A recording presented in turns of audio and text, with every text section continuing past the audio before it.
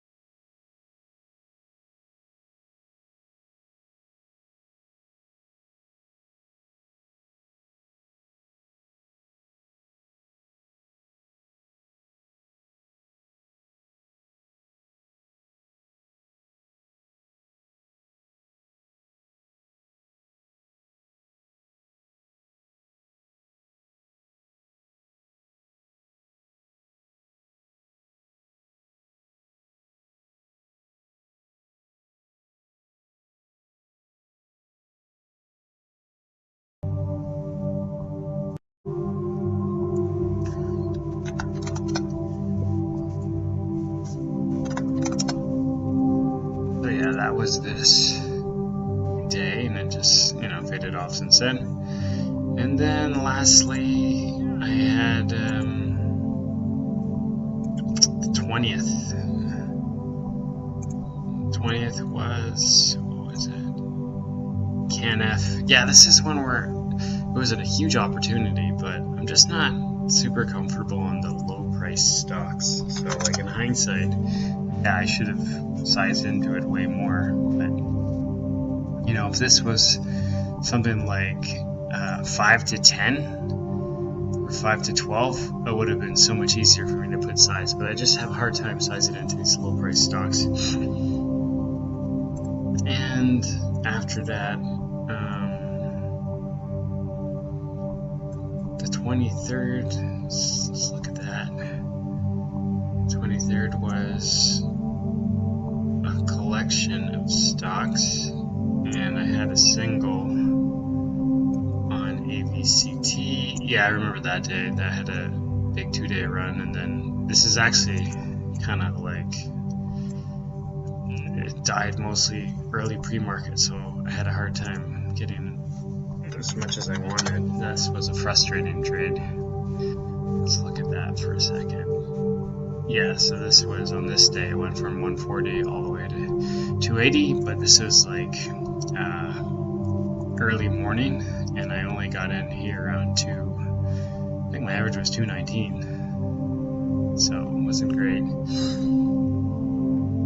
And that was the month. There was just not many like awesome opportunities that I was comfortable sizing into. Then I had a big loss on the 29th. I think this was, I believe, on SOPA, was it? Or was it on AMC? Let's look. Yeah, it was on SOPA, and then I got that back. I got SOPA back end of the month. So, as a whole, my December goals were, let's look at those quickly, were to verbalize my trades, which I don't think I did that much of, to be honest, although it's more something I do when I have a big trade. Stayed out of the chat room on high odds setups. There was no real massive high odds setups for me. To have a higher average winning position than average losing position, and this is something I'm pretty happy about, as I did this quite well. So let's just look at that. So this month, yeah, I had 10,000, which is kind of the same as last month for what I'm putting into trades, more or less, but I reduced the average losing position by about 9,000, which is great. So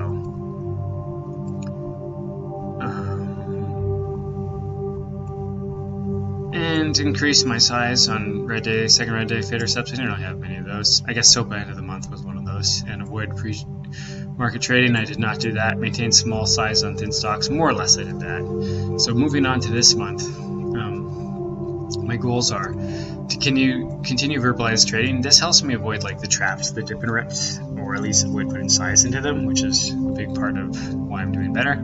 This is often where I get backwards early in the day. Yeah, avoid pre-market trading unless it's an A plus like bounce short setup, or a multi-day runner like 3 or 4 green days in a row and it's a high odds, super high odds short setup. And then try to size in more to the second red day setups or the faders. Again, didn't have many of those, but I'm going to keep that on my eye. And again, try to increase my average winning position size and keep lowering the average losing position. So that's going to be the focuses going into the month. I haven't been, and I'm gonna add on to their do daily video recaps. It's been tough the last 3 to 4 weeks because my workspace is not as private as it used to be with COVID. My daughter's at home, my wife is at home. They both haven't been working in school, so it's, the focus has been a little bit lowered. So I'm gonna try to get back to video recaps because I think that helps me stay more focused and stay more on track. So that's it. My overall month was 8,000, I believe. Yeah, 8,000 overall. Not bad. And I think one thing I was happy with is just the percentages were good. I'm winning 60% of my trades. Longs, I had a few longs, those are always terrible. My average profit is about 4 times higher than my average loss. And overall, it was a very unexciting but a very good month. So we'll try to keep that up and just, again, focus on those 1 or 2 big trades in the month where I can really size in and grow my account.